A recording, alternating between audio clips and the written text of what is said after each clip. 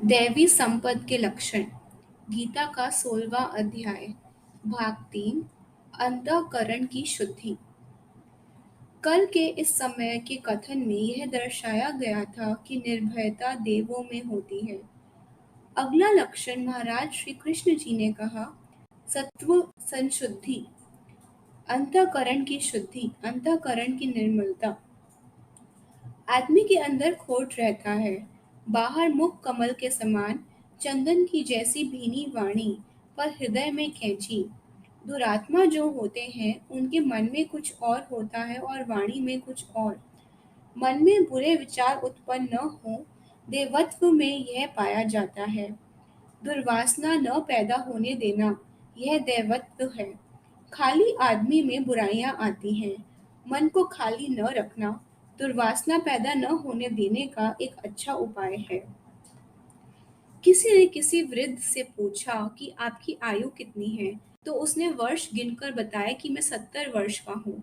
यह सुनकर उसने कहा कि तुम इतने अच्छे मालूम होते हो, भला इसका क्या कारण है कि तुम 70 वर्ष के दिखाई नहीं पड़ते हो? वह बोला, कोई कारण और तो मुझे पता नहीं है। एक इतनी बात अवश्य है कि मैं मन को मैला नहीं बनाता। यह मैंने अपने पिता से सुना था कि मन को मैला नहीं बनाना। राह चलने वालों के पथ में ऊंचा नीचा पथ भी आता है। संसार में बुरे भी आदमी मिलते, भले भी मिलते हैं। मैंने मन को मैला नहीं होने दिया, यही कमाई की है।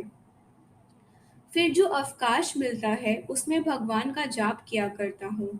कठिनाइयां भी आई होंगी तुमको? उसने कहा, हाँ, मेरी भार्या जो आई तो उसके संबंध से, उसके बर्ताव से मैं कैसे कटुभाषी न बनता। लेकिन यह मैंने सोच लिया कि मैंने अपने हृदय में कटुता नहीं लानी है।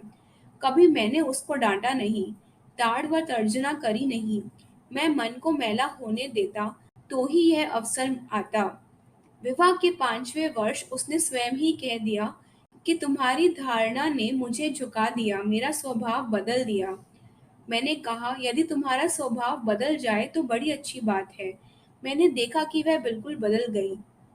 यदि मैं दुर्वासना पैदा होने देता, मन में क्रोध लाता, तो मेरे घर का संसार और ही होता। उसने फिर प्रश्न किया, जीवन में आपको और भी कठिनाई आई होगी? कहने लगा, मेरा भाई प्रमादी बहुत था, कारोबार में समय नहीं लगाता था।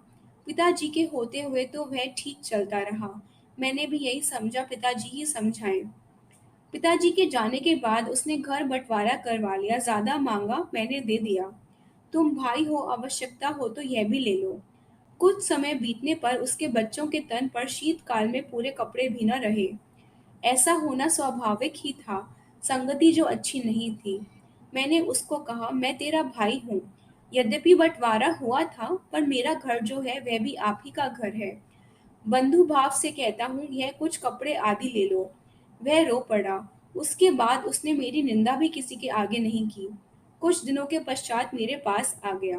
कहने लगा, तेरे मन की मधुरता ने मुझे जीत लिया है और आज वह इतना गाढ़ बंधु है कि दूसरा कोई उस जैसा नगर में देखने में नहीं आता। एक और कठिनाई भी आई। अफसर कुछ अजीब आ गए, बात बात में बुलाए। उनकी दृष्टि फिर गई। उन्हें भ्रम हो गया कि मैं चोरों के साथ मिला हुआ हूँ।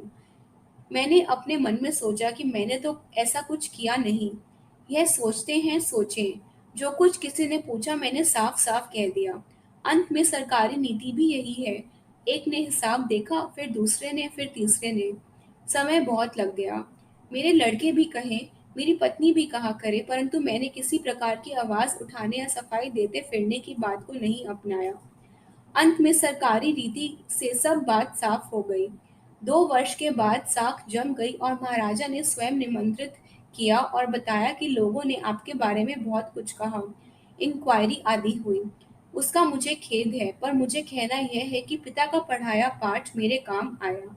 मैंने अपने स्वभाव का ठंडापन नहीं छोड़ा, मन में मैल नहीं आने दिया और पिता के पढ़ाए पाठ से मेरे संकट दुखड़े आप ही आप दूर होते रहे।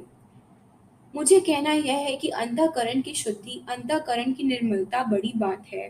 यह देव स्वभाव वालों में होती है और जो इस गुण को अपनाता है उसमें दैवी संपत्ति समझी जानी चाहिए।